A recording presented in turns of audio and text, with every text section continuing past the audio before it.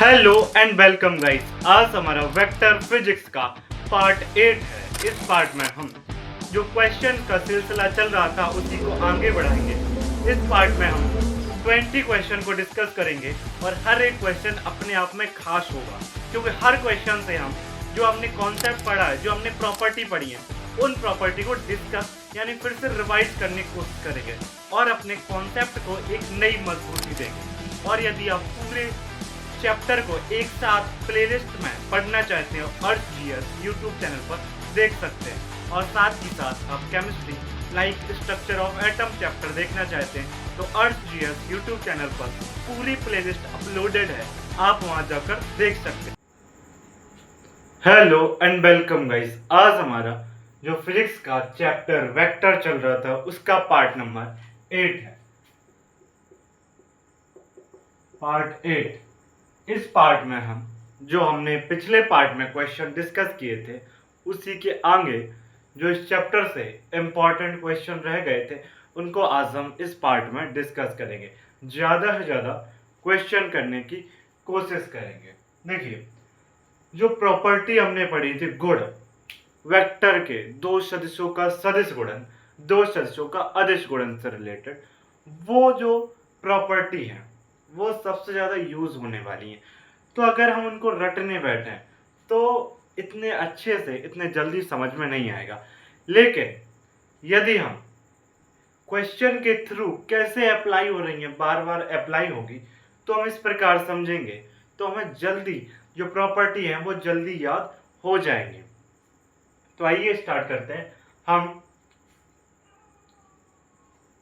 Question series, time को कम waste करते हुए। देखिए, क्वेश्चन नंबर फर्स्ट इस पार्ट का पहला क्वेश्चन ये है। एक सेकंड, एक क्वेश्चन रह गया था उसको पहले देखते हैं। क्वेश्चन है, निम्नलिखित में से किसका 4 न्यूटन परिणामी नहीं हो सकता। देखो, आप हमेशा याद रखना किसी का भी रिजल्टेंट परिणामी जो होगा वो ग्रेटर देन एन इक्वल ए माइनस बी, परिणामी जो है ना ए माइनस बी का परिणामी, और लेस देन एन इक्वल परिणामी ए प्लस बी का। ये आपको याद रखना कि मान लो आपके पास एक ए सदिश है, एक बी सदिश है, उसका परिणामी आर सदिश है, तो उसका परिणामी हमेशा उन दोनों सदिशों के अंतर के परिमाण से बड़ा या बराबर होगा, या फिर दोनों सदिशों के योग के परिमाण से हमेशा छोटा या बराबर होगा। ये चीज इंपॉर्टेंट है कि दो सदिशों का जो आपका परिणामी निकल के आएगा वो उन दोनों सदिशों के योग के परिमाण से हमेशा बड़ा या बराबर होगा, और दोनों सदिशों के योग के परिमाण के सदैव छोटा या बराबर होगा।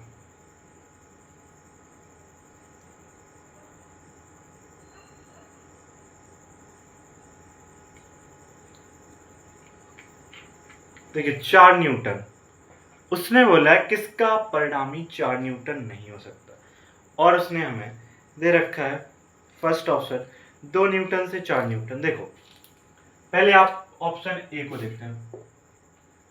ए ऑप्शन को 2 न्यूटन 2 न्यूटन है ना, 2 न्यूटन 2 न्यूटन। दूसरा है 2 न्यूटन 6 न्यूटन। इसको देखते हैं। देखिए, परिणामी कितना है 4 न्यूटन, ठीक है 4। अगर हम इसका परिणामी प्लस इसका परिणामी करें, दोनों का जोड़ें, तो हमें निकल के आएगा 4 और घटाएं तो 0, यानी कि ये 0 हो सकता है 2, मतलब 0 हो सकता है 2 हो सकता है 0 हो सकता है 1 हो सकता है 2 हो सकता है 3 हो सकता है 4 हो सकता है।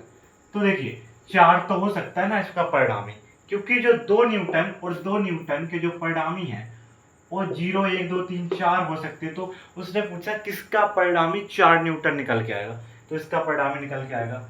अगर हम बी ऑप्शन देखें तो 2 न्यूटन 6 न्यूटन। तो इस यदि हम इसका करें तो दोनों को घटाएं। देखिए इस एक सेकंड, इसमें ना बेसिकली हाँ अब समझने वाले, एक थोड़ी सी कंफ्यूजन हो रही थी, अब क्लियर है। देखिए यदि एक परिणामी जो है ना वो हमेशा बराबर होगा या बड़ा होगा दोनों सदिशों के परिमाण, दोनों सदिशों के परिमाण के, तथा जो ये दो ऐसा लगा है ना ऐसा, इसका अर्थ ये है, ये हमेशा मॉड है, ये मॉड है। मॉड मतलब मापांक। इसका मतलब ये चाहे आप a में से b को घटाओ या b में मतलब आप a माइनस b करोगे, वो चाहे नेगेटिव आए चाहे पॉजिटिव, हमेशा पॉजिटिव आपको बाहर निकालना है। और दोनों का योग, तो देखिए अगर मैं 2 माइनस 6 करूंगा तो माइनस का 4 निकल के आएगा, लेकिन मॉड लगा इसका मतलब 4 न्यूटन, तो 4, आप बीच में r रख लीजिए, r यहाँ पर आप r रख लो, है ना। और इधर कितना आएगा 6 2 8, तो यहाँ पर भी देखिए 4 आ रहा है क्योंकि इक्वल का साइन लगा है, तो r 4 हो सकता है। ऑप्शन सी क्या कह रहा है? ऑप्शन सी कह रहा है 2 न्यूटन 4 न्यूटन।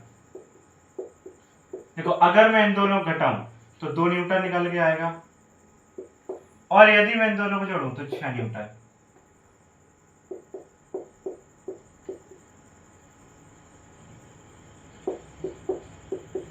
यानी कि इसमें 2 न्यूटन भी होगा, क्योंकि इस रेंज में, मतलब इसका मतलब ये है कि जो r है ना वो 2 या 2 के बराबर, 2 से लेकर 6 तक, 6 के बीच में होगा, और 2 भी हो सकता है 6 भी हो सकता है। यानी 2 से 6 के बीच में 2 3 4 5 6 भी आएगा, 6 2 3 4 5 6, यानी इसमें 4 आ रहा है, इसमें भी है, इसमें भी है, इसमें भी है। लेकिन डी देखिए, डी में यदि हम देखें 2 न्यूटन और 8 न्यूटन, आई थिंक, एक सेकेंड, इसमें 4 से 8 के बीच में हो रहा है, इसमें अगर हम 2 2 4, इसमें भी हो रहा है, परिणामी कितना बोला गया 4 न्यूटन। ठीक है, देखते हैं। तो यदि मैं इन दोनों घटाऊं तो 6 न्यूटन आ रहा है, और अगर मैं जोड़ दूं तो 10 न्यूटन। हाँ ये देखिए इसमें क्या होगा, 6 न्यूटन से लेकर 10 न्यूटन तक हो सकता है इसका परिणामी, इस रेंज में, मतलब 6 7 8 9 10, यानी इसमें इसका परिणामी 4 न्यूटन नहीं हो सकता। इस तरीके से हम ये क्वेश्चन सॉल्व कर सकते हैं, इसका परिणामी 4 न्यूटन नहीं होगा। अब हम बढ़ते हैं अगले क्वेश्चन पर, क्योंकि इजी क्वेश्चन था लेकिन समझने वाला था, इस पर टाइम वेस्ट ना करते हुए नेक्स्ट क्वेश्चन पर देखते हैं। क्वेश्चन नंबर 2, क्वेश्चन नंबर 2 क्या कह रहा है, एक सेकंड, क्वेश्चन नंबर दूसरा, एक पिंड का द्रव्यमान है 7 kg, कितना है 7 kg, 7 kg है, तथा F1 वेक्टर, जो आपका F1 वेक्टर है और F2 वेक्टर है, 16 i cap plus 12 j cap,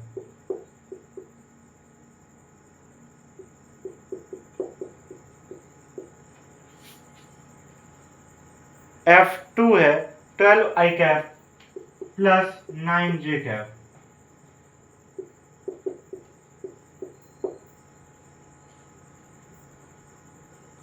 हाँ, तो हमें क्या ज्ञात करना है, ऐसी स्थिति में उस पिंड पर उत्पन्न त्वरण ज्ञात करें।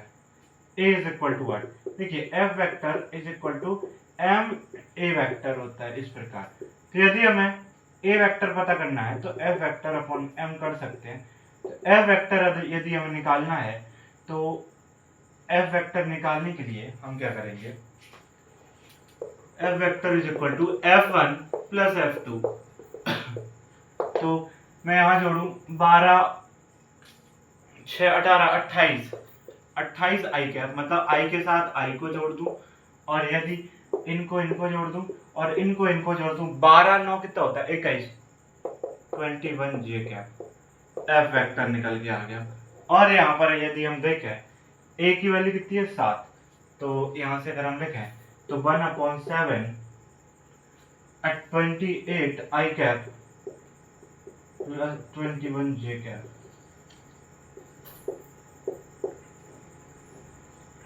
दिया गया है इस प्रकार, एक सेकंड, नहीं ये हो गया अपना पहली चीज।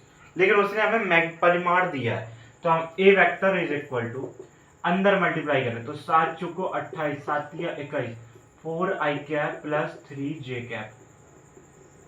अब इसका परिमाण निकालना है, तो ए का आपका जो परिमाण निकल के आएगा वो हो जाएगा कितना, 16 प्लस 9 यानी कि 5, क्योंकि ये अंडर रूट 25 निकल के आएगा। अंडर रूट 25 कितना होता है 5, तो ए का आपका जो परिमाण निकल के आ जाएगा वो 5 मीटर पर सेकंड स्क्वायर निकल के आ जाएगा। आई थिंक ऑप्शन में, हाँ ऑप्शन 37, ऑप्शन सी राइट। इसके बाद देखिए कोणीय संवेग क्या है, आसान क्वेश्चन, इसको स्किप करते हैं। कोणीय संवेग एक हमने कहा था क्या, आपके पास ऐसा है, मतलब आप एंटी क्लॉकवाइज सेंस में घूम रहे हैं, कहाँ पर, एंटी क्लॉकवाइज सेंस में, एंटी क्लॉकवाइज सेंस में कैसे, ऐसे ऐसे एंटी क्लॉकवाइज, तो वेक्टर कहाँ है, ऊपर ऊपर, तो अक्षीय सदिश ऊपर की ओर हो जाएगी, नीचे घूर्णन अक्ष हो जाएगा। ये घूर्णन अक्ष है और ऊपर वाला जो है ना वो है आपकी अक्षीय सदिश। कौन सी सदिश, अक्षीय सदिश।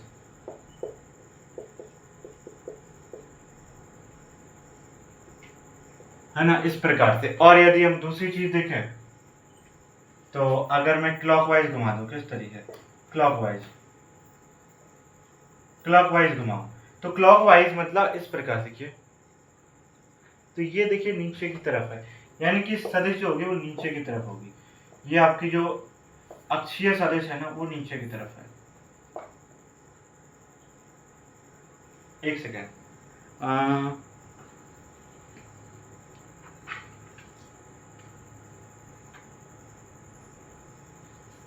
हाँ सही है, अक्षीय सदिश, क्योंकि इसमें ध्रुवीय सदिश भी दिया गया है, लेकिन हम ध्रुवीय सदिश को पहले ही देख लिया है। ध्रुवीय सदिश को जब हम थ्योरी पढ़ रहे थे उसमें डिस्कस किया था।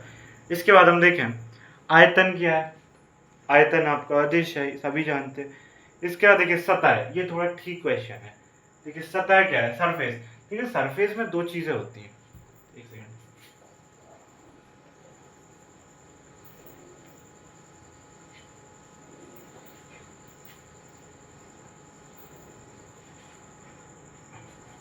देखिए सरफेस, क्वेश्चन नंबर 3 देखते हैं। सतह, सतह मतलब सरफेस।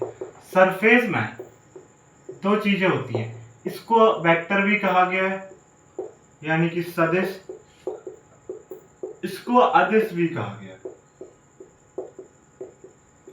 स्केलर। आप कहोगे कब इसको सदिश कब इसको अदिश।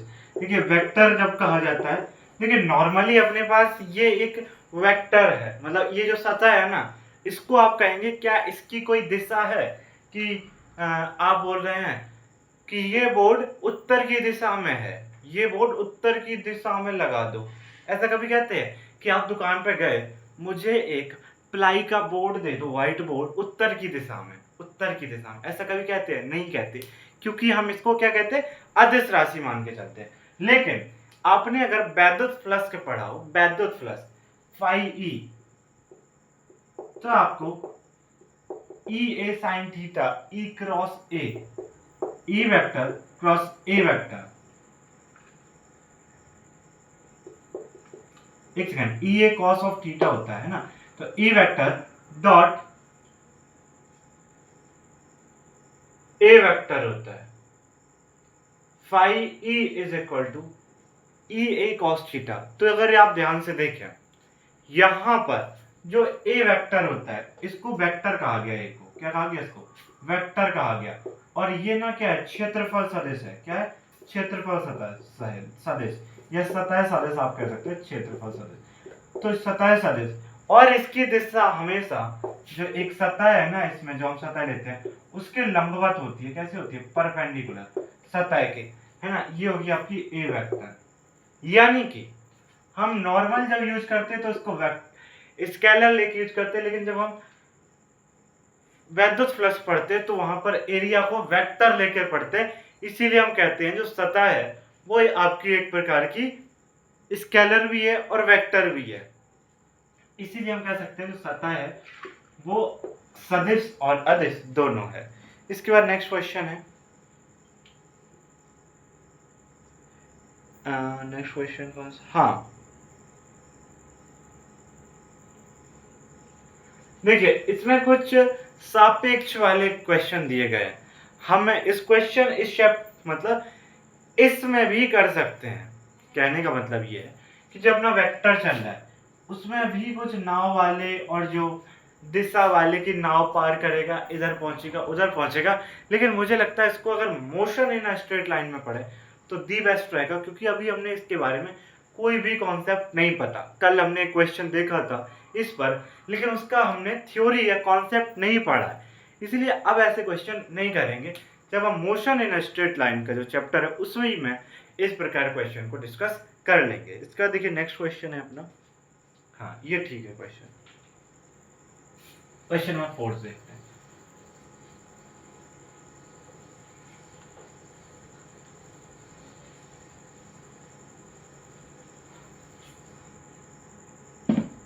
फोर्थ नंबर क्वेश्चन,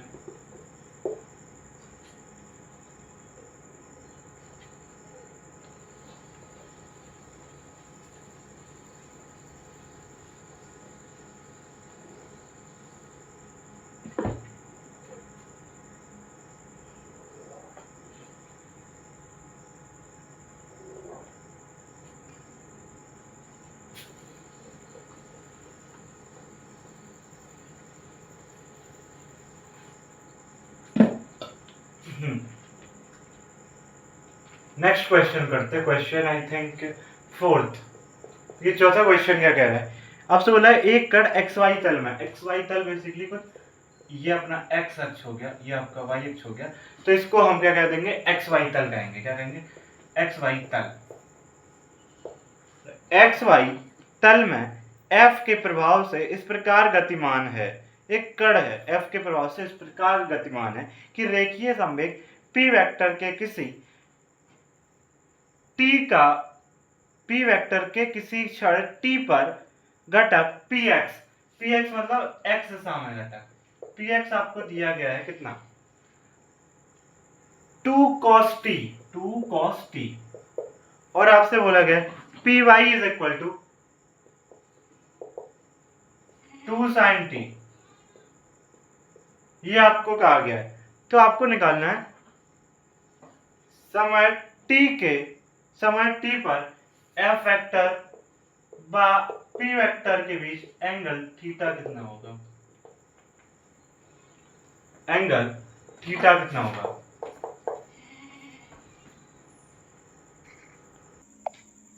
हाँ, तो हमें f वेक्टर और p वेक्टर के बीच एंगल थीटा बताना है। ठीक है, f वेक्टर और p वेक्टर के बीच एंगल निकालने के लिए सबसे पहले हमें एक रिलेशन पता होना चाहिए, f vector is equal to dp vector upon dt, ये चीज पता होनी चाहिए। तो यदि हम यहां से f वेक्टर निकालें तो dp वेक्टर क्या है, देखिए p वेक्टर पी एक्स आई कैप प्लस पी वाई जे कैप होता है ना, यानी p का x अक्ष में घटक और p का y अक्ष में घटक। x में है 2 cos t I cap plus 2 sin t j cap p vector,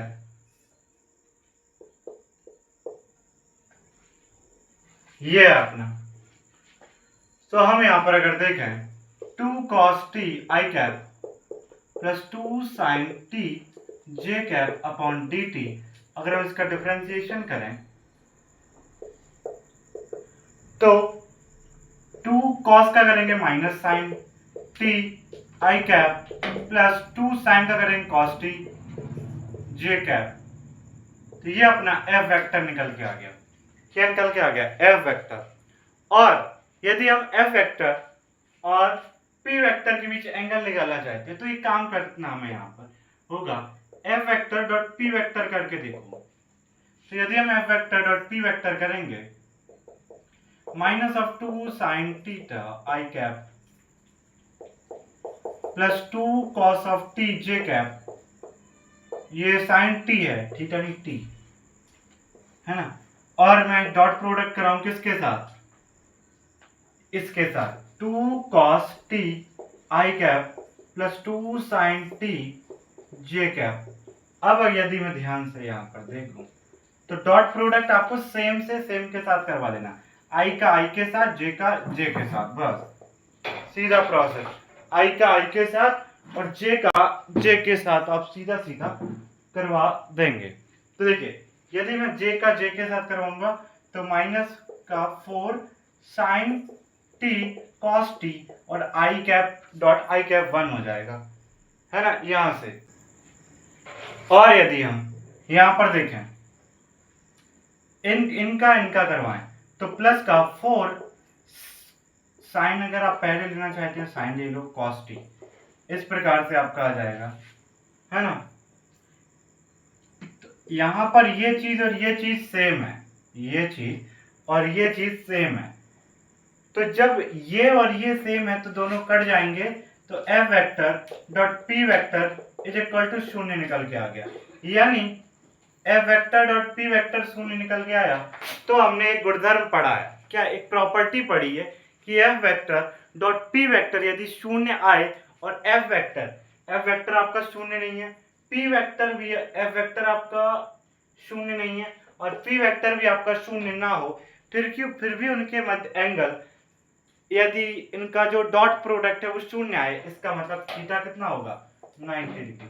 theta कितना हो जाएगा 90 डिग्री, यानी यहां पर एंगल कितना हो जाएगा 90। बस इसी को तो हमें निकालना था, थीटा आपका निकल के आएगा 90 डिग्री।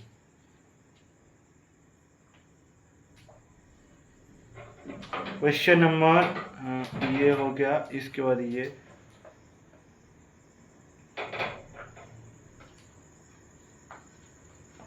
हाँ ये वाला कौन सा क्वेश्चन देख रहे थे, हाँ ये रहा 90, थर्ड ऑप्शन इसका। देखिए क्वेश्चन नंबर 5, क्वेश्चन नंबर 5 देखते हैं।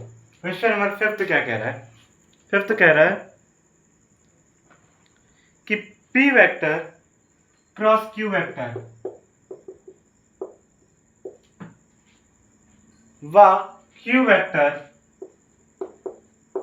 क्रॉस P वेक्टर के मध्य एंगल जो आपका थीटा होगा वो कितना होगा। देखिए हम एक चीज जानते हैं हम ये एक चीज जानते हैं, हमने जब कॉन्सेप्ट पढ़ा था कि दो सदिशों का सदिश गुणनफल या cross product right hand thumb rule के द्वारा करते हैं। और अगर हमने मान लिया P vector cross Q vector, या कह सकते हैं P वेक्टर और Q वेक्टर जो है वो एक तल में है, तो हमेशा उन दोनों सदिशों के जो लंबवत होगा वो P vector cross Q vector निकल के आएगा, क्या तल के लंबवत, यानी P vector Q cross Q vector जो होंगे ना वो लंबवत होंगे। जैसे लाइक एग्जांपल्स देखते हैं, मान लो आपका P वेक्टर ये है या ऐसा, इस प्रकार से आपका ये P वेक्टर है और ये Q वेक्टर है ना। तो आपको क्या करना है, P vector cross Q vector करने के लिए राइट हैंड थंब रूल सबसे पहले P की दिशा में रख के Q की तरफ घुमाना, P की तरफ रख के Q की तरफ घुमाना, यानी अंदर की ओर को हम इस प्रकार से दिखा देते, इस प्रकार से, है ना, यानी लंबवत है एन कैप। और यदि हम Q cap cross P cap करवाएं तो यहां से देखिए ऐसा Q की दिशा में रख के P की तरफ घुमाएंगे, Q की दिशा में रख के P की तरफ घुमाएंगे तो कुछ इस प्रकार से, ये देखिए इस प्रकार से बनाइए आप, इसको ऐसा, इसको ऐसा, P vector cross Q vector, तो हम P की तरफ रखकर Q की तरफ घुमाएंगे और Q vector cross P vector निकालना है तो P Q की तरफ रखकर P की तरफ घुमाएंगे, तो अंगूठा बाहर की तरफ, यानी कि इस तरफ लंबवत बाहर की ओर, बाहर को हम इस तरीके से दिखा देंगे, तो ये आपका एन कैप हो गया। तो वो बोल रहा है इन दोनों के मध्य एंगल क्या होगा, पाई होगा। एक सीधी रेखा एंगल कितना होता है 180, कितना होता है angle theta is equal to 180 degree, यही आपसे पूछा गया था। देखिए जब भी हम क्रॉस प्रोडक्ट करवाएंगे दो वेक्टरों का तो उनका जो क्रॉस प्रोडक्ट निकल के आएगा वो हमेशा उन दोनों सदिशों के लंबवत होगा।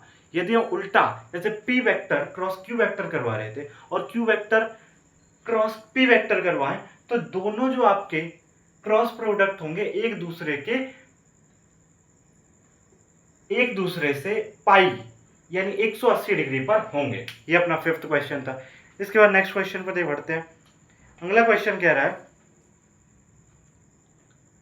देखिए क्वेश्चन नंबर 6 है, वो क्या कह रहा है,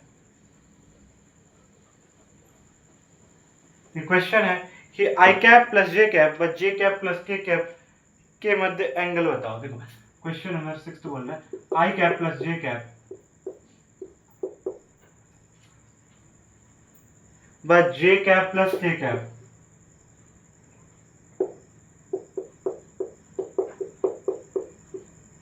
i cap plus j cap व j cap plus k cap के मध्य जो एंगल है वो theta is equal to what.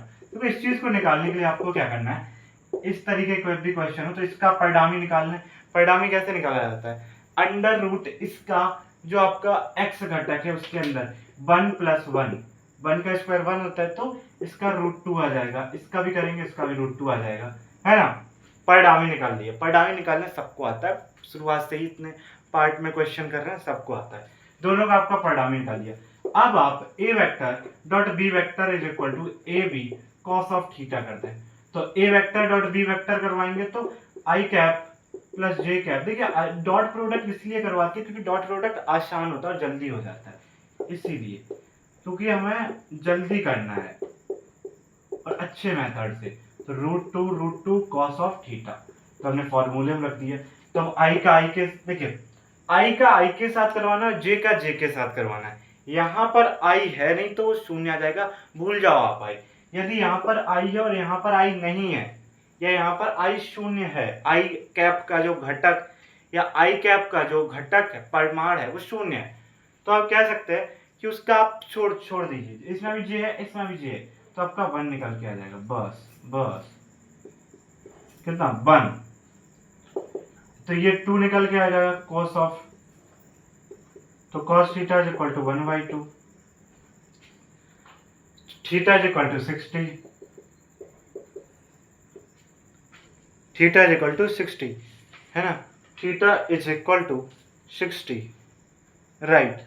तो इस तरीके से क्वेश्चन कर सकते हैं। देखो समान परिमाण, ये क्वेश्चन अच्छा है। वैसे शायद ये वाला क्वेश्चन अपन कर चुके हैं एक बार, क्वेश्चन नंबर 6 हो चुका है, क्वेश्चन नंबर 7 ये क्वेश्चन आई थिंक हो चुका है। इस क्वेश्चन में देखते हैं क्वेश्चन नंबर 7। देखिए क्वेश्चन नंबर 7 बोला गया समान परिमाण f के दो बल एक बिंदु पर कार्यरत हैं यदि दोनों के मध्य एंगल थीटा है तो परिणामी बल का परिमाण होगा। चलो देख लेते हैं एक बार, जो भी हुआ हो या ना हुआ। उसने कहा है कि आपके पास एक वेक्टर है f वेक्टर, दूसरी वेक्टर f वेक्टर है, मान लिया हमने, ठीक है, इस तरीके से है। इनके मध्य एंगल कितना है, थीटा है। तो आपको बताना है कि जो आपका परिणामी निकल के आएगा वो उसका परिमाण कितना होगा, परिणामी का परिमाण। देखिए निकालने के लिए इस तरीके के क्वेश्चन, इसको इधर करते हैं, इसको इधर बनाते हैं। मान लो ए वेक्टर ये है, बी वेक्टर आपके पास, मतलब एफ वेक्टर ये है, एफ वेक्टर ये है, इन दोनों के मध्य एंगल आपका थीटा है, तो परिणामी क्या निकल के आएगा, परिणामी का परिमाण देख लीजिए, है ना, हम निकालने वाले। तो उसने क्या कहा है, देखिए परिणामी निकालने के लिए हम क्या करते हैं, r is equal to under root f का स्क्वायर ए का स्क्वायर, दोनों ही b और a दोनों ही f हैं, तो उसका f वेक्टर का हमने मान लिया परिमाण f है, उसने खुद बोला है। तो f वेक्टर 2f1 f2 यानी 2f यानी 2f square cos of theta. देखिए हम जल्दी करेंगे चीजों को। हाँ r f, देखिए यहां से f स्क्वायर, यहां से f स्क्वायर, यहां से f स्क्वायर कॉमन आया तो 1 इसका आएगा, 1 इसका आएगा, 2 plus 2f square cos of theta.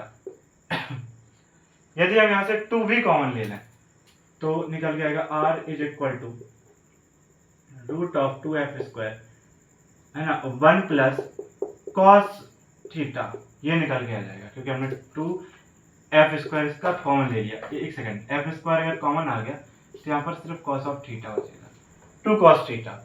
तो इस प्रकार से, और अब हमें ट्रिग्नोमेट्री का एक फॉर्मूला पता होना चाहिए। कौन सा फॉर्मूला, देखिए आपने एक फॉर्मूला पढ़ा है, कौन सा वाला, स्क्वायर थीटा और कॉस स्क्वायर थीटा का। देखिए साइन स्क्वायर का नहीं, यहाँ पर सिर्फ कॉस स्क्वायर का यूज होगा। ये कॉस स्क्वायर जो आपका थीटा होता है वो 1 प्लस कॉस 2 थीटा बाई 2 होता है। 1 प्लस कॉस 2 थीटा बाई 2 होता है। और यदि हम देखें cos square theta by 2 is equal to 1 plus cos theta by 2 होता है। तो हमें क्या चाहिए 1 plus cos theta, 1 plus cos theta, क्या कह सकते हैं 2 कॉस स्क्वायर, कितना 2 cos square, 2 cos square theta by 2 is equal to 1 plus cos theta. तो इसकी जगह पर हम मतलब 1 प्लस कॉस थीटा की जगह पर हम ये रख सकते हैं।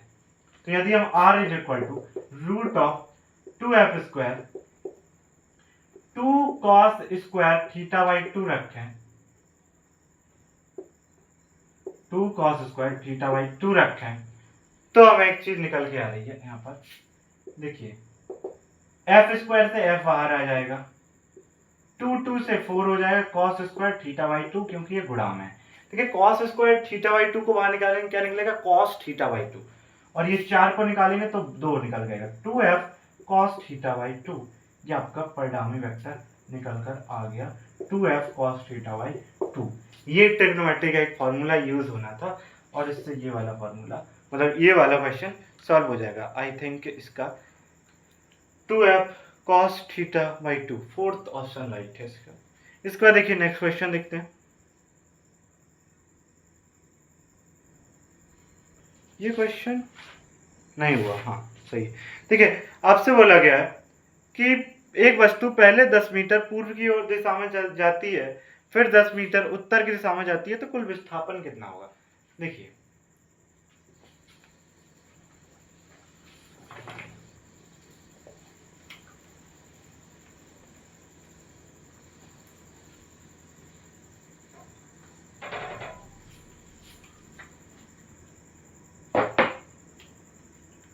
क्वेश्चन बोला गया कि पहले 10 मीटर में पूर्व की ओर जाती है। देखिए दिशा में बना क्वेश्चन नंबर 8। देखिए पहले 10 मीटर में पूर्व की ओर जाएगी, तो इधर पूर्व इधर होता है, तो 10 मीटर इधर चली गई। ठीक है, पहले 10 मिनट में पूर्व की ओर दिशा में जाएगी, फिर 10 मिनट में उत्तर की दिशा में जाएगी, यानी यहाँ उत्तर कहाँ होता है ऊपर, तो 10, फिर 10 मीटर उत्तर की दिशा में जाएगी। ठीक है 10 मीटर, तो आपको विस्थापन बताना है। देखिए विस्थापन निकालने के लिए मतलब एक तरीका ही है, नॉर्मल अच्छे तरीका एक ही है। आपको यहाँ क्या करना है, इसका सॉल्यूशन के लिए सबसे पहले आपको सदिश निकालना है। एस आप इसको एस मान लीजिए, हमें एस निकालना है। एस मतलब एस वेक्टर का परिमाण, विस्थापन का परिमाण। तो एस वेक्टर इधर चला, ठीक है, इधर होता है आई कैप, इधर होता है जे कैप, तो tan of I cap plus tan of J cap, ये हो जाता है एस वेक्टर। और एक्स वेक्टर का अगर हम परिमाण देखें तो अंडर रूट के अंदर 100 प्लस 100 यानी कि 200 tan रूट 2 निकल के आ गया, या क्या निकल के आएगा 200, है ना। और 2 को क्या होता है 1.41 लिख सकते हैं, है ना, 1.14 आप 1.1 लिख सकते हैं, 1.41। तो यदि हम इसमें 10 का मल्टीप्लाई करें तो 14.1 होता है ना। ये अपना इतना मीटर निकल के आ गया, बस 14.14, हाँ यही होता है 14.14 इसमें दिया गया 14.14। हमें आप इस तरीके से इस क्वेश्चन का आंसर निकाल सकते हैं। इसके बाद देखिए क्वेश्चन नंबर 9।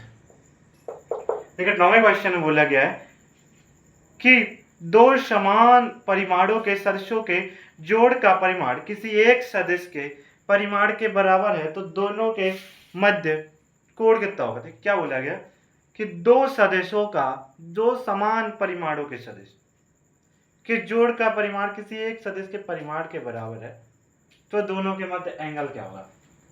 क्वेश्चन का मतलब ये है कि दोनों सदिशों का, जो परिमाणों के सदिशों का जोड़ का परिमाण किसी एक परिमाण सदिश के परिमाण के बराबर, यानी कि दो समान परिमाणों के सदिशों, मतलब दो समान परिमाण, मतलब ए वेक्टर आपकी एक सदिश है तो उसका परिमाण दो समान परिमाणों के वेक्टर, तो हमने दोनों के परिमाण क्या ले लिए, समान ले लिए। ठीक है, ठीक है, दो समान परिमाणों के सदिशों के जोड़ का परिमाण, यानी कि जोड़ बोले तो A vector plus B vector का परिमाण, ठीक है,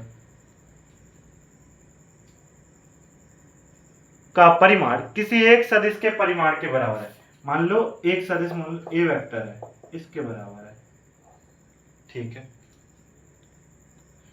तो इनके बाद एंगल थीटा कितना निकल के आएगा, थीटा क्या है, थीटा, थीटा। तो देखिए हम इसको ए मतलब ये मॉड ना लेके चलते हुए ए लेकर चलते हैं, क्या ए है ना, यहाँ पर भी ए लेकर चलते हैं, ठीक है। मतलब हमने ए के परिमाण को ए मान लिया, बी के परिमाण को ए मान लिया, और दोनों के योग का जो परिमाण है वो किसी एक सदिश के परिमाण के बराबर, हमने उसका ए मान लिया, ठीक है।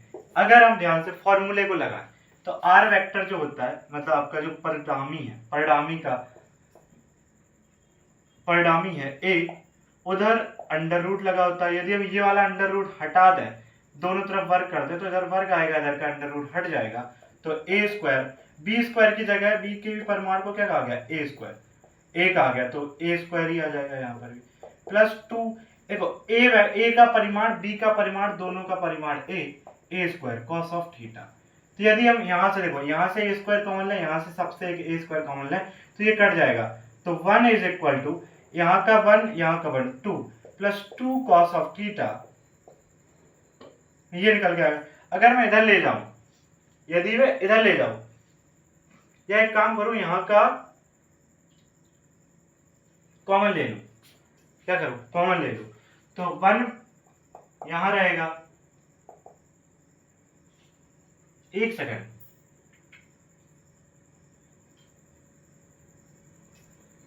हाँ राइट है, राइट, हमने यहां से कॉमन लेके नीचे भेज दिया, डिवाइड कर दिया, ठीक है। तो 1 is equal to 1 plus cos of theta, इस तरीके से हम कह सकते हैं। तो अब अगर मैं इधर ले जाऊंगा तो 1/2 is equal to 1 plus cos of theta होता है, cos of theta is equal to 1/2 minus 1, यानी 1 माइनस 2 कॉस ऑफ थीटा, तो माइनस का 1/2 कॉस ऑफ थीटा।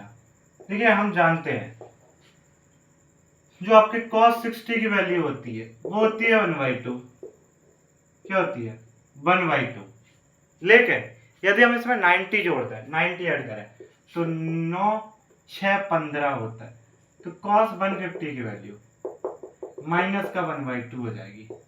ये 150 मतलब सेकंड क्वाड्रेंट में, किस क्वाड्रेंट में, सेकंड क्वाड्रेंट में, उस सेकंड में जो आपका cos होता है ना वो निगेटिव होता है ना, इसीलिए हम कह सकते हैं जो आपका थीटा होगा 150 हो जाएगा इसमें। एक सेकंड, 150 cos 60 की वैल्यू होती है,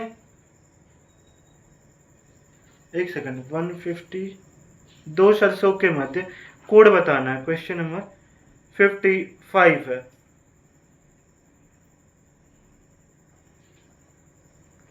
एक सेकंड,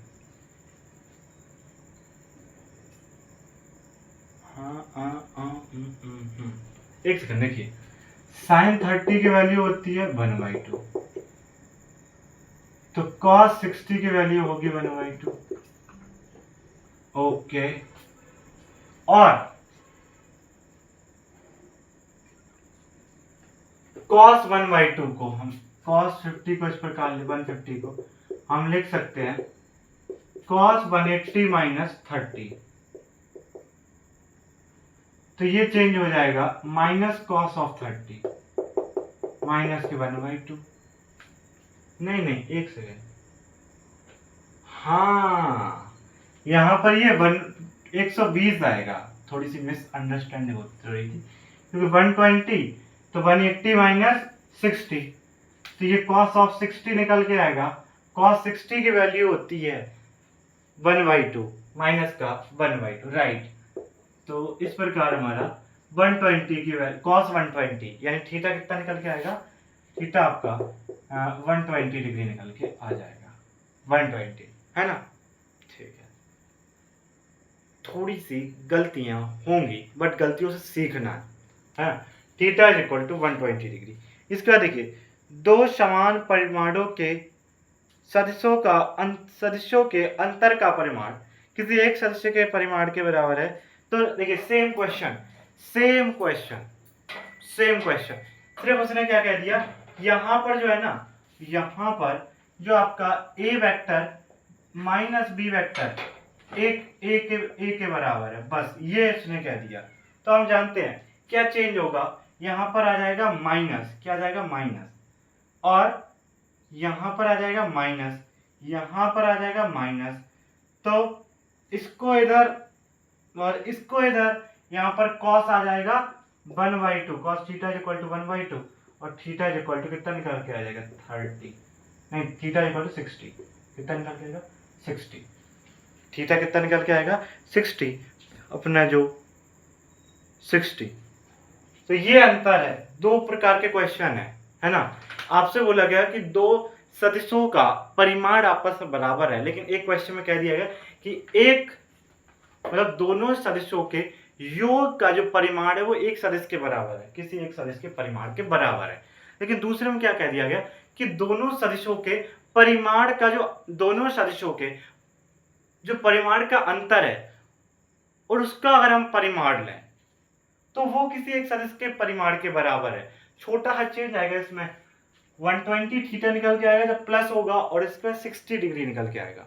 ये अपना क्वेश्चन नंबर 10 भी हो गया है ना। ये जो क्वेश्चन था, जो अगला वाला क्वेश्चन, वो क्वेश्चन नंबर 10 था, है ना, वो भी इसी के साथ हो गया। इसके बाद नेक्स्ट क्वेश्चन को देखते हैं, question number 11।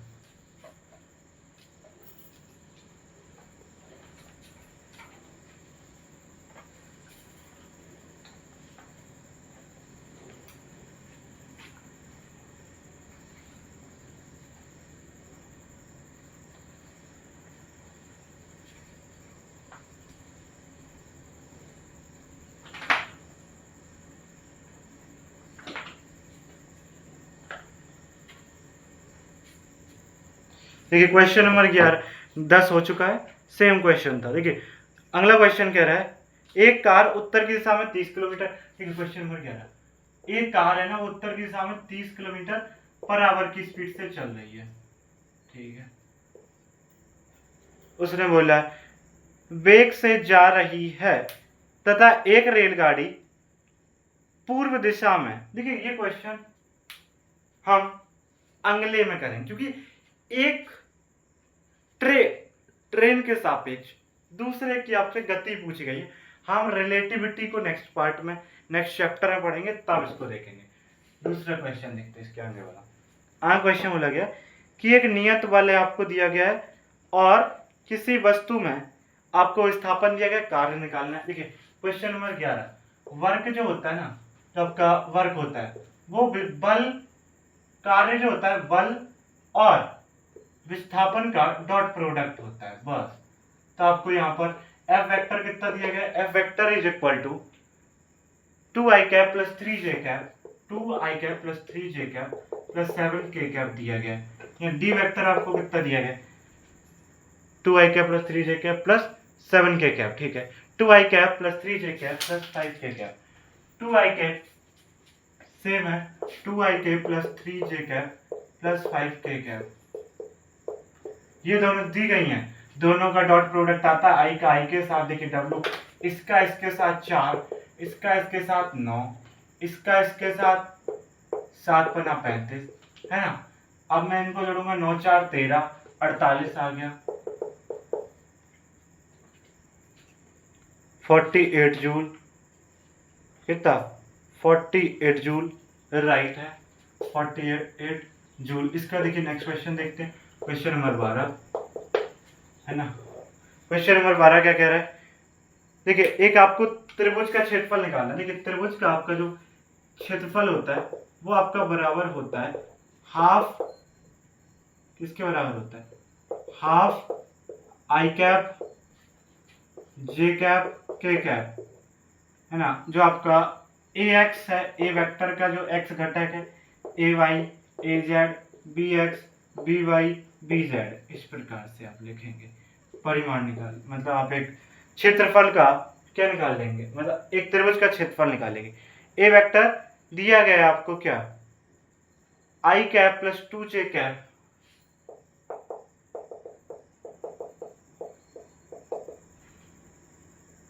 Plus 4k cap. B vector आपको दिया गया है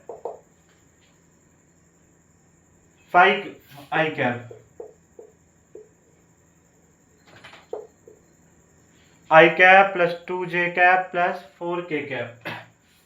ठीक है, तो देखिए अगर हम यहां से एरिया निकालें त्रिभुज का,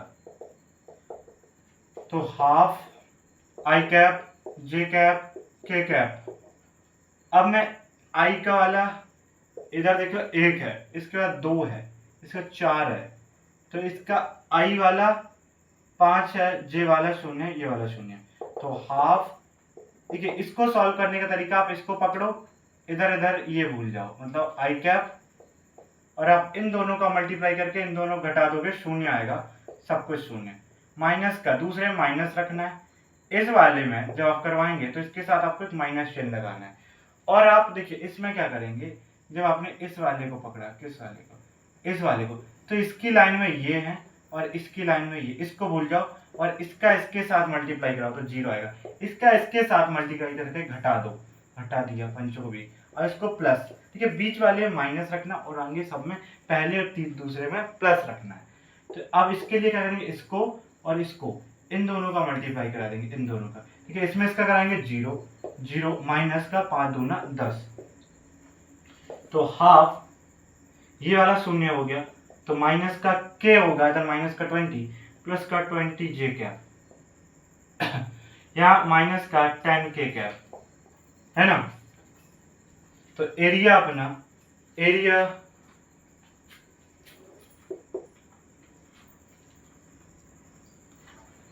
हाफ, यानी कि जो त्रिभुज का एरिया, देखिए यहां पर त्रिभुज का जो एरिया ना एक वेक्टर फॉर्म में निकल के आया है, 10 आई कैप नहीं 10 J cap plus minus 5k cap. देखिए इसमें हमने 2 से डिवाइड किया 10 जे कैप, क्योंकि यहाँ पर ये वाला 0 हो गया, आई वाला खत्म, तो जे और के वाला बचा, तो यहाँ पर 10 J cap minus 5k cap, इसका परिमाण निकालें तो a का, देखिए ये वेक्टर फॉर्म में आया, तो हमने कहा था ना एरिया क्या एक सदिश भी है, और यहाँ पर ये सिद्ध भी हो गया। तो इसका परिमाण निकालेंगे तो निकल के आएगा 125, 125 पचम 5√5, एक आपका जो एरिया निकल के आएगा इस प्रकार से 5√5 वर्ग मात्रक। इसके बाद देखिए क्वेश्चन नंबर 12 हो चुका है, 12 13।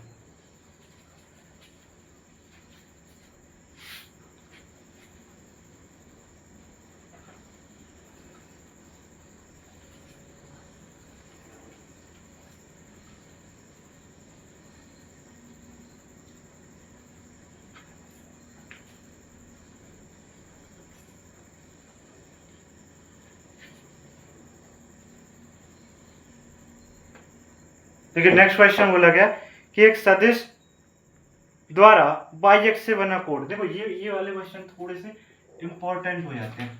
13वां क्वेश्चन देखो, एक आपको वेक्टर दी गई है, लाइक आई थिंक हम इसको ए वेक्टर मान लेते हैं, क्या है 2i cap plus 3j cap, 2i cap plus 3j cap plus k cap. बोल रहा है x अक्ष के साथ बनाया गया कोण, x अक्ष के साथ, किस अक्ष के साथ, x अक्ष के साथ बनाया गया कोण। तो देखिए आपको दूसरी सदिश को जिस अक्ष के साथ बनाया गया कोण बोला जाए, आपसे बोला जाए x अक्ष के साथ, तो b वेक्टर को i कैप ले लेना है। उसी अक्ष का इकाई सदिश आपसे बोला जाए y अक्ष के साथ बना कोण, इस सदिश का कोई भी सदिश है आपके साथ, तो आपको b वेक्टर्स को मान लेना है तुरंत। और जब y अक्ष के साथ बोले तो उसका इकाई सदिश j कैप होता है, j कैप मान लेंगे। तो अब हमें क्या निकालना है, एंगल। तो a vector dot b vector is equal to ab cos theta, दोनों का परिमाण निकाल लो, a और b का परिमाण। तो देखो a का परिमाण निकालेंगे तो वो हमें आ जाएगा, देखो अंडर रूट के अंदर 2 का करेंगे 4, 3 का करेंगे 9, 1 का करेंगे 1, तो 10√14। b का परिमाण कितना निकल के आएगा, 1 निकल के आएगा, b का परिमाण 1 निकल के आएगा। तो अगर हम यहाँ से दोनों का डॉट प्रोडक्ट कराएंगे तो देखिए डॉट प्रोडक्ट में क्यों फालतू कर लिखे, तो आई का सीधा आई के साथ करवा दो तो 2 और यहाँ पर 1 है तो 2 आ जाएगा, बस डॉट प्रोडक्ट 2 आ जाएगा, क्योंकि आई का आई के साथ कराना है, जे है ही नहीं तो जे को भूल जाओ, के है नहीं के को भूल जाओ, आई का आई के साथ करवा दो और आई डॉट आई 1 होता है तो 2 इधर पे 1 है, यहाँ पर कुछ नहीं तो कितना है 1, 2 into 1 2 हो जाएगा। तो यहाँ पर जब हम कराएंगे तो √14 cos ऑफ थीटा, तो cos of theta is equal to 2 को लिख सकते हैं, 2 को क्या लिख सकते हैं √2 into 2 अपॉन √14 को क्या लिख सकते हैं √7 √2, तो √2 खत्म, cos of theta is equal to √2/7, theta is equal to cos inverse √2/7।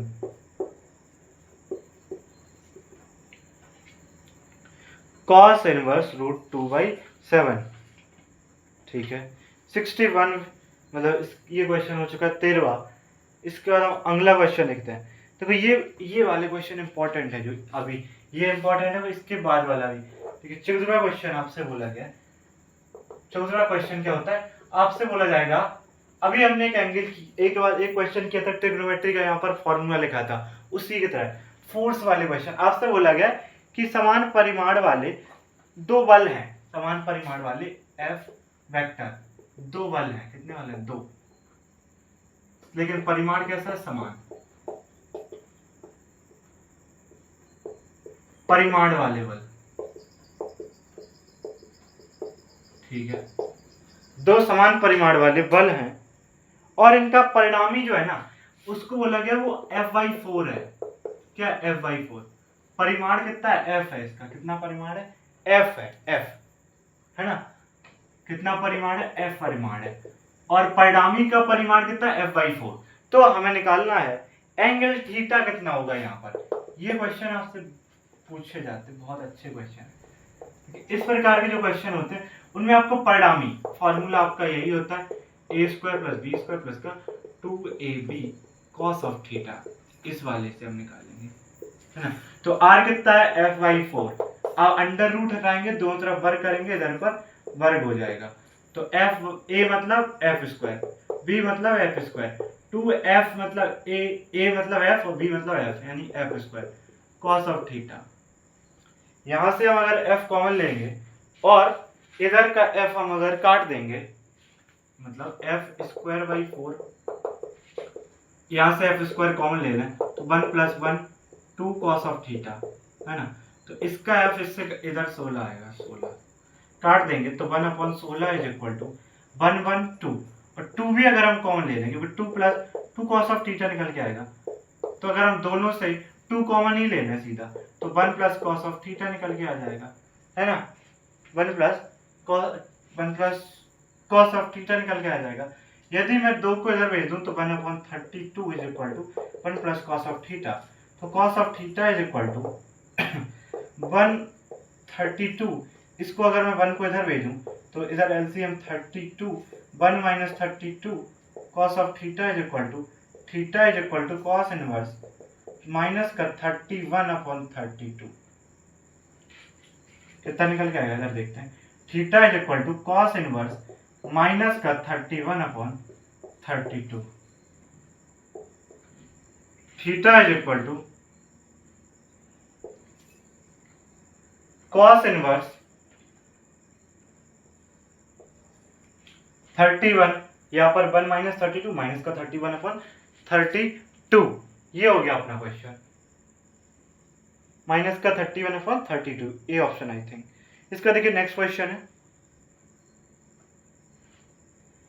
Next question है 3 बल हैं, ए वेक्टर, बी वेक्टर एवं सी वेक्टर किसी वस्तु को साम्यावस्था में रखता है तो सी वेक्टर का मान। देखिए अगर आपसे बात साम्यावस्था कही जाए कि 3 वेक्टर साम्यावस्था में है, तो साम्यावस्था में जो A vector plus B vector plus C vector is equal to 0 हो जाएगा। तो देखिए यदि हम पहले A vector plus B vector निकालें, कितना A vector plus B vector, ये क्वेश्चन नंबर कितना है 14वां, नहीं 14वां 13वां, हाँ 15वां हो जाएगा ये क्वेश्चन। ये क्वेश्चन बोला गया ए वेक्टर आपको कितना दिया गया है i cap plus j cap plus k cap, A vector I cap plus j cap plus k cap, और आपको के कैप बी वेक्टर कितना दिया गया, 2i कैप माइनस जे कैप, 2i कैप माइनस जे कैप प्लस के कैप, कितना आई cap plus j cap plus k cap, 2i cap minus जे cap plus k cap. देखिए ये minus का ये प्लस का हटा दो सीधे, जोड़ना ही तो है, जोड़ना तो सबको आता है। ये आई कैप को आई कैप के साथ जोड़ देंगे, के कैप को के कैप के साथ जोड़ देंगे, ए वेक्टर प्लस बी वेक्टर। ठीक है, हमें तीनों को शून्य करना है। क्या करना है, तीनों को शून्य करना है।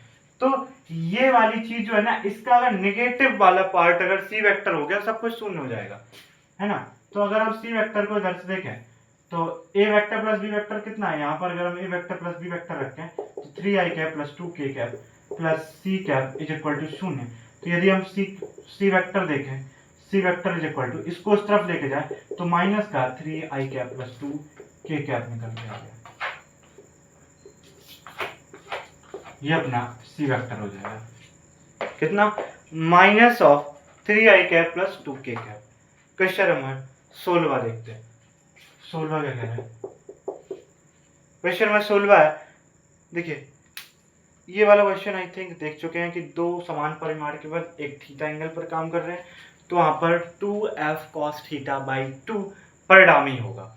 और हमने ये वाला भी क्वेश्चन देख लिया कि परिणामी अगर इतना दिया गया हो तो थीटा कैसे निकालना है, इतना इस प्रकार निकाल सकते हैं। इसका देखो, यदि दो बलों के मध्य कोण बढ़ता है तो उनके परिणामी का परिमाण क्या होगा। देखिए क्वेश्चन ठीक था।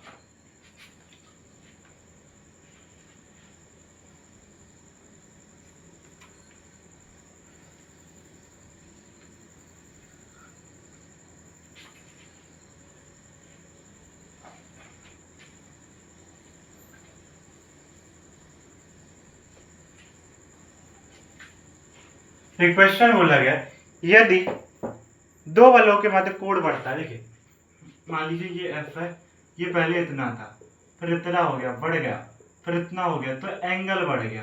तो हमें बताना है कि जो आपका परिणामी है, क्या है परिणामी, क्वेश्चन नंबर अपना 16।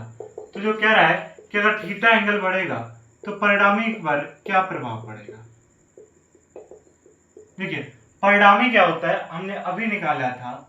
परिणामी बेसिकली होता क्या है, r is equal to 2f cos theta by 2। अभी हम ड्राइव कर चुके हैं इस चीज को, कैसे वो हम पहले ही देख चुके हैं कि उस तरीके जो हमने अभी ट्रिग्नोमेट्री लिखा था ना, उस तरीके से हमने इसको निकाला था 2f cos थीटा बाई 2।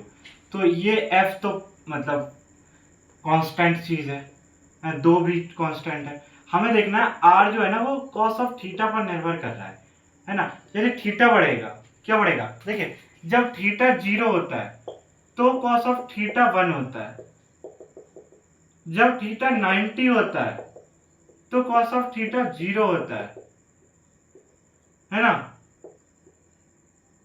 तो हमें ये समझ आ रहा है कि 0 से 90 गया, 0 से 90 जाने पर जो थीटा है वो बढ़ रहा है, क्योंकि पहले 0 था फिर 90 डिग्री हो गया थीटा। यानी थीटा बढ़ने पर जो cos ऑफ थीटा की, देखिए यहाँ पर 0 आएगा, पहले 1 थी तो 0, यानी थीटा का मान बढ़ने पर cos थीटा घट रहा है। यानी थीटा बढ़ रहा है तो cos थीटा क्या हो रहा है, घट रहा है। क्योंकि देखो थीटा आपका 0 था तो cos थीटा आपका 1 आया, लेकिन जब थीटा 90 हो गया, थीटा बढ़ा तो cos थीटा 0 पे आ गया। यानी थीटा बढ़ने पर cos थीटा घटता है, तो cos थीटा बाई 2 भी घटेगा, है ना। तो परिणामी भी घटेगा, क्या होगा, परिणामी भी घटेगा। परिणामी का जो परिमाण है वो क्या होगा, घटेगा, क्या होगा, घटेगा। इस तरीके से हम कह सकते हैं घटेगा। ये अपना क्वेश्चन हो गया 16। इसके बाद देखिए आपसे बोला गया A vector dot B vector plus A vector plus, एक मिनट अभी हाल देखते हैं।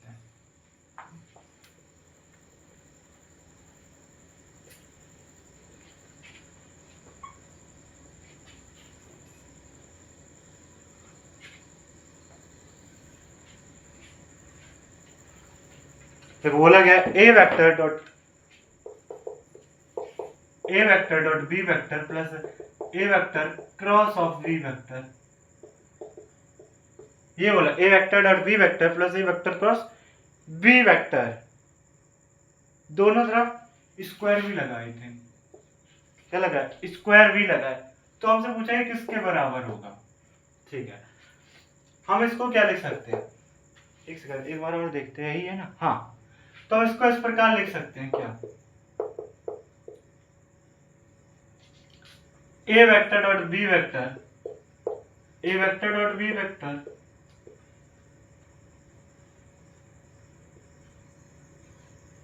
एक सेकंड रुके, एक सेकंड, इसको इस प्रकार लिखेंगे, A B cos of theta का whole square plus A B sine theta का होल स्क्वायर, इस प्रकार लिख सकते हैं हम। ठीक है, तो इसको इस प्रकार भी लिख सकते हैं, A square B square cos square theta plus A square B square sine square theta, A square B square, एक सेकेंड, इसके क्या बोला गया, ये किसके बराबर होगा। ठीक है, ये किसके बराबर होगा,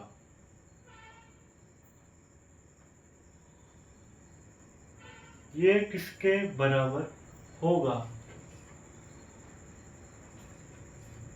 अच्छा, ए स्क्वायर प्लस बी स्क्वायर हम कॉमन, अरे यार कितना आसान क्वेश्चन, क्यों दिमाग लगाना है, कॉमन ले लो, तो ये निकल के आएगा cos स्क्वायर थीटा या sin square theta plus cos square theta, तो यदि ये निकल के आएगा ये होता है 1, तो सीधा सीधा ए स्क्वायर बी स्क्वायर, फालतू का दिमाग लगाया था, हो गया, ये अपना A square B square I think fourth of the option, क्यों दिमाग लगाना। 18वां क्वेश्चन देखो, क्वेश्चन 18 में बोला गया है कि A vector plus B vector, A vector plus B vector cross A vector minus of B vector, ये बोला गया। तो देखो, दो सदिशों का योग बोला गया, दोनों का क्रॉस प्रोडक्ट, क्या बोला गया, क्रॉस प्रोडक्ट। तो यदि हम क्रॉस प्रोडक्ट बोला गया, ठीक है, A vector plus B vector cross, तो हम इसका क्रॉस प्रोडक्ट कराएं, तो ए वेक्टर का क्रॉस प्रोडक्ट ए वेक्टर के साथ है ना, तो A minus of A vector cross B vector है ना, plus B vector cross A vector minus of B vector cross B vector. देखो, B vector dot B cross B vector जो होता है, बी भी साइन थीटा होता है, sine theta मतलब थीटा होगा 0, तो ये 0 है ना, और ए वेक्टर क्रॉस बी वेक्टर भी 0, प्रॉपर्टी के अनुसार ये भी 0 और ये भी 0, तो ये निकल के आएगा minus A vector cross of B vector plus B vector cross of A vector. और हम एक चीज जानते हैं प्रॉपर्टी के अनुसार, गुण के अनुसार, क्या, कि A vector cross B vector is equal to minus of B vector cross A vector. लेकिन अगर हमें ऑप्शन माइनस में नहीं दिए गए, तो हम A vector cross B vector की जगह माइनस ऑफ, एक सेकेंड, यदि हम एक काम करें, minus of A vector cross B vector is equal to B vector cross A vector लिखना चाहें तो ये भी तो लिख सकते हैं ना। तो यदि हम इस चीज की जगह ये रख दें, तो हमें निकल के आएगा B vector cross of A vector plus B vector cross of A vector, तो ये भी मतलब इसको आप x कहेंगे, इसको भी x कहें, तो x plus X is equal to x, और x की वैल्यू कितनी है, B vector plus A vector. इस तरीके से हमारा इसका सॉल्यूशन निकल के आएगा 2 B vector plus A vector, I think B है सही। देखिए नेक्स्ट क्वेश्चन पे देखते हैं, किसी, देखो ये क्वेश्चन है आपका, B vector is equal to omega cross R vector है ना, ये आसान क्वेश्चन है, बेसिकली आपको ये आना चाहिए, आई कैप जे कैप के कैप, इसमें आप मान रखेंगे, जो आपका एक वेक्टर बनेगा उसका परिमाण निकालने के आंसर आ जाएगा। कितना क्वेश्चन हमारा, क्वेश्चन नंबर 19 में इस तरीके से कर लेंगे, है ना। क्वेश्चन नंबर 20 क्या कह रहा है, देखो समान, देखो उसी तरीके का एक और क्वेश्चन फोर्स वाला आपसे बोला गया है। 20वां क्वेश्चन क्या कह रहा है, फोर्स वाला क्वेश्चन है, फोर्स बल वाला।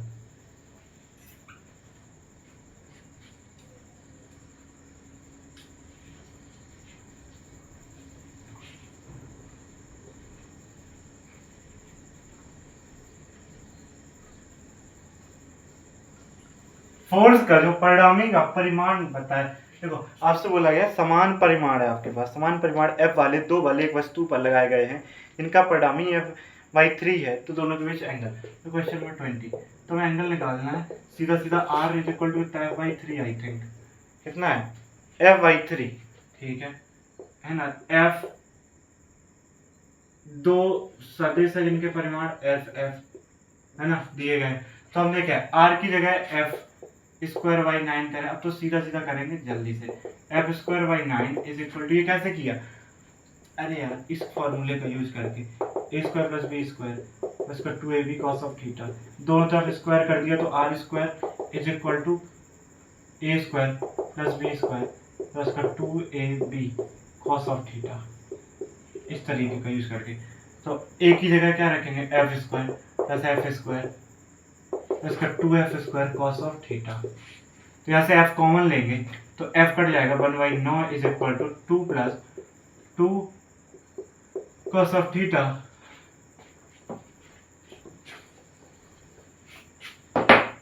एक बटे 18 is equal to 1 plus cos of theta. तो cos of theta is equal to 1/18 minus 1, तो यहाँ पर 18 एलसीएम, तो 1 माइनस 18 माइनस का 70/18 cos of theta is equal to, तो theta is equal to cos inverse minus का 17/18 होता है। ये अपना इस क्वेश्चन का भी राइट आंसर आ गया। इसके बाद आपको सारे क्वेश्चन यहाँ तक हमारे मतलब इतने क्वेश्चन आज हमने कितने 20 क्वेश्चन डिस्कस कर लिए, जिसमें कुछ अच्छे अच्छे क्वेश्चन थे, जो बल वाले जो आपका घटक निकाला था है ना, वो अच्छे क्वेश्चन थे, और कुछ मीडियम लेवल के भी थे। सारे क्वेश्चन को हमने डिस्कस कर लिया है ना। इस पार्ट में हम यहीं तक रखते हैं अपने, आई थिंक पार्ट 8 में 20 क्वेश्चन हमने कर लिए हैं। नेक्स्ट पार्ट में भी हम करीब करीब 20 क्वेश्चन करने की कोशिश करेंगे या 25 क्वेश्चन, उसमें भी डिस्कस करेंगे, और करीब करीब इसके 2-3 पार्ट और आएंगे जिसमें कि अच्छे अच्छे लेवल के क्वेश्चन, क्योंकि कॉन्सेप्ट तभी बनेंगे जब क्वेश्चन करेंगे है ना, क्योंकि कॉन्सेप्ट थ्योरी पढ़ लेने से कोई फ़ायदा नहीं है जब तक क्वेश्चन ना बने। क्वेश्चन बन ही जाएंगे, कहाँ जाएंगे, प्रैक्टिस करेंगे तो बन जाएंगे, थोड़ी प्रैक्टिस करते रहेंगे तो। मिलते हैं नेक्स्ट पार्ट में, पार्ट 9 में।